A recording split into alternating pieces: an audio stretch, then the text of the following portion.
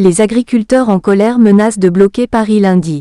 De nombreux barrages ont été levés depuis vendredi, les syndicats d'agricoles appelant les manifestants à se reposer ce week-end avant une nouvelle offensive lundi. Paris pourrait même être plus sévèrement bloqué en début de semaine. L'impasse paraît inextricable pour la FNSEA, le gouvernement mais aussi l'industrie et les distributeurs. De nombreux blocages ont été levés depuis vendredi, le temps pour les agriculteurs de reprendre des forces ce week-end avant une nouvelle mobilisation attendue lundi. Les blocages des agriculteurs en colère se sont clairsemés ce samedi matin. Mais la crise paraît pourtant plus bloquée que jamais, 10 jours après son démarrage. Les mesures lâchées vendredi par le Premier ministre non seulement n'ont pas détendu le mouvement mais l'ont même radicalisé d'un cran. Samedi matin, l'administrateur national des jeunes agriculteurs, JA, Maxime Buizard a annoncé sur BFM TV vouloir organiser le blocus de Paris et de la petite couronne parisienne, dès dimanche soir. L'idée est qu'aucun camion ne puisse approvisionner la capitale, et, au moins sur 5 jours, a-t-il promis. La coordination rurale du Lot-et-Garonne a également annoncé monter à Paris, pour bloquer le marché de Rungis. Dans l'immédiat, le syndicat JA, proche de la FNSEA, a appelé ses troupes engagées sur les barrages à lever le camp le temps du week-end pour récupérer, avant une nouvelle mobilisation en début de semaine prochaine. Le président de la FNSEA Arnaud Rousseau a lui aussi appelé les agriculteurs à poursuivre le mouvement mais avec une pause de 2 jours et plusieurs blocages d'axes routiers ont été levés samedi matin. Selon la gendarmerie, il y avait samedi matin moins de 40 actions touchant 28 départements.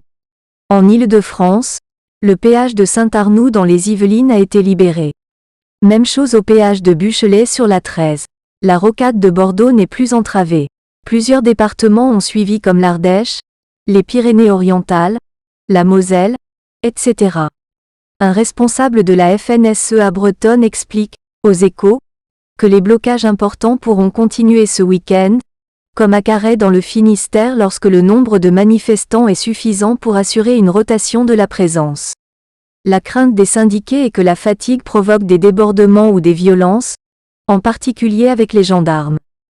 Dans l'impasse, les déblocages n'empêchent pas plusieurs sections d'autoroutes comme la 31 dans l'Est ou la 28 en Normandie de rester impraticables, le temps de nettoyer les chaussées maculées de paille ou de fumier. La 9 reste fermée à la circulation a prévenu Vinci Autoroute par exemple. La situation paraît terriblement compliquée autant pour la FNSEA que le gouvernement. Surpris par le démarrage du mouvement puis débordé par la base, Arnaud Rousseau est apparu les premiers jours trop proche du pouvoir aux yeux de bien des agriculteurs, voire de responsables départementaux du syndicat. Vendredi soir, il a dû donner le change à ses adhérents en appelant à poursuivre le mouvement malgré des concessions importantes de l'exécutif. Le gouvernement, Gabriel Attal en première ligne, a déjà grillé plusieurs grosses cartouches avec par exemple le renoncement à l'augmentation de la taxe sur les carburants agricoles. Il pourrait lâcher également plusieurs assouplissements supplémentaires en matière écologique mais au risque de compromettre son image déjà fragile d'équilibriste sur le sujet. Les annonces de vendredi braquent déjà les défenseurs de l'environnement. L'agriculture est en effet l'un des secteurs économiques les plus en retard dans sa décarbonation, notamment à cause de la difficulté des exploitations à financer les investissements nécessaires au renouvellement des machines. La hausse de la taxe sur les carburants devait justement financer l'accès à des tracteurs moins polluants par exemple.